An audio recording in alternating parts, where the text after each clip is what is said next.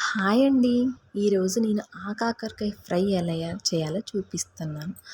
ఆకాకరకాయ అన్నా, బోడ కాకరకాయ అన్నా కూడా 2 ఒకటే. ఈరోజు ఆ కర్రీ ఎలా చేయాలో చూపిస్తున్నాను. స్టార్ట్ చేసేద్దామా?